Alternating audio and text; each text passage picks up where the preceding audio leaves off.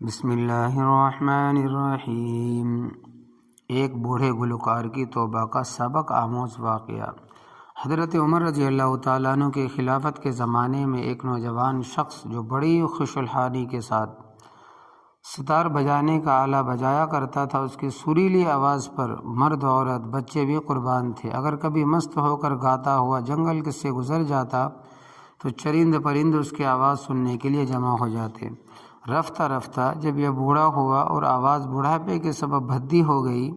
تو آواز کے عاشق بھی رفتہ رفتہ کنارہ کش ہو گئے۔ اب بڑھاپے میں جدھر سے گزرتا کوئی پوچھنے والا نہیں،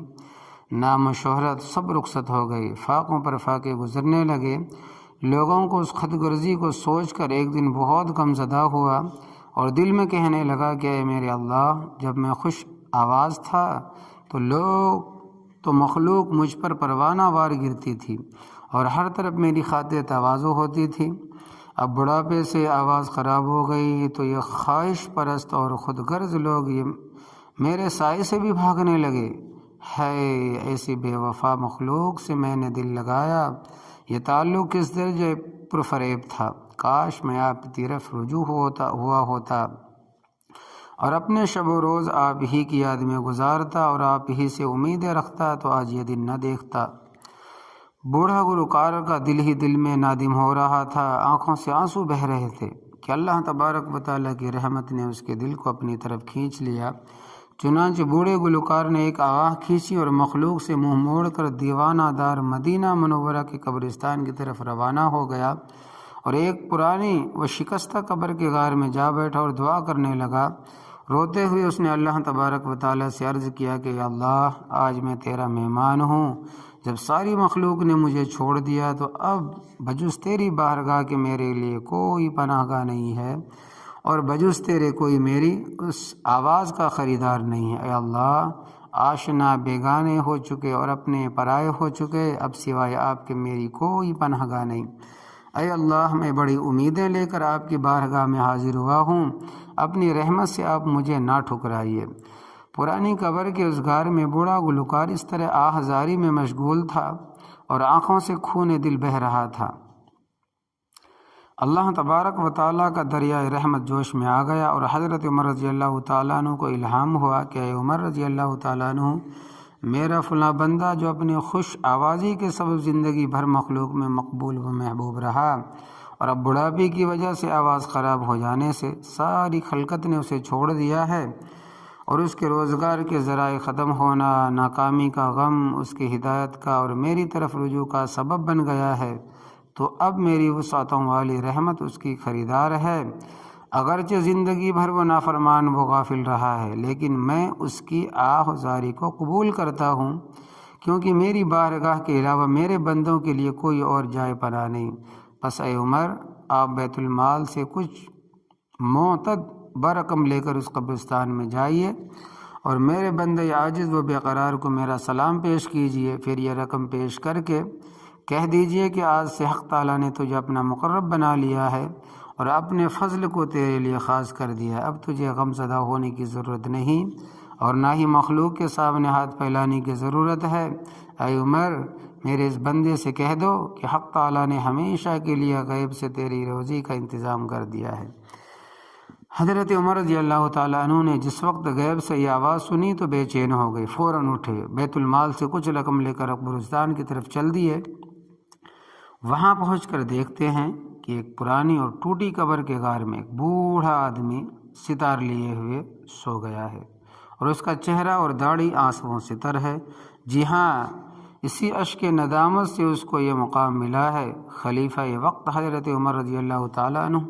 اس پرانی قبر کے سامنے با ادب کھڑے ہوئے انتظار فرما رہے تھے کہ بوڑھا گلوکار بیدار ہو تو ان سے اللہ تبارک و تعالیٰ کا سلام پیام عرض کرو۔ اسی آسنا میں حضرت عمر رضی اللہ تعالیٰ عنہ کو چھینک آ گئی، جس سے اس کی آنکھ کھل گئی۔ خلیفۃ المسلمین کو دیکھ کر مارے خوف کہ وہ کانپنے لگا کہ ستار کی وجہ سے نہ جانے آج مجھ پر کتنے درے پڑیں گے، کیونکہ عہد خلافت عمر رضی اللہ تعالیٰ عنہ کا درہ فاروقی کی بڑی شہرت تھی۔ حضرت عمر رضی اللہ تعالیٰ عنہ نے جب دیکھا کہ بوڑھا گلوکار کانپ رہا ہے تو ارشاد فرمایا کہ ڈرو نہیں، میں تمہارے رب کی طرف سے تمہارے لیے بہت بڑی خوشخبری لایا ہوں۔ حضرت عمر رضی اللہ تعالیٰ عنہ کی زبان مبارک سے بوڑھے گلوکار کو جب اللہ تبارک و تعالیٰ کی الطاف و عنایات اور مہربانیوں کا علم ہوا تو اللہ تبارک و تعالیٰ کی وسیع رحمت کے مشاہدے سے اس پر شکر و ندامت کا حال طاری ہوا۔ غلبہ حیرت اور شرمندگی سے کانپنے لگا، اپنے ہاتھ کو ندامت سے چبانے لگا اور اپنے اوپر غصہ ہونے لگا۔ اپنی غفلت اور حق تعالیٰ کی رحمت کا خیال کر کے ایک چیخ ماری اور کہا کہ اے میرے بے مثل آقا، اپنی نالائکی اور غفلت کے باوجود آپ کی رحمت بے مثال کو دیکھ کر میں شرم سے پانی پانی ہو رہا ہوں۔ جب بوڑھا گلوکار خوب رو چکا اور اس کا درد حد سے گزر گیا تو اپنے ستار کو غصے سے زمین پر پٹک کر ریزہ ریزہ کر دیا